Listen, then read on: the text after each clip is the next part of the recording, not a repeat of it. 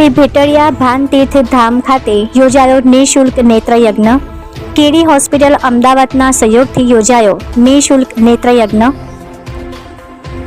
ધોળકા તાલુકાના મોટી બોરુ ગામ ખાતે આવેલ શ્રી ભેટડિયા ભાન તીર્થધામ સૂર્ય મંદિરના પરિસરમાં આંખોના નિઃશુલ્ક નિદાન કેમ્પ કેડી હોસ્પિટલના સહયોગથી યોજાયો હતો.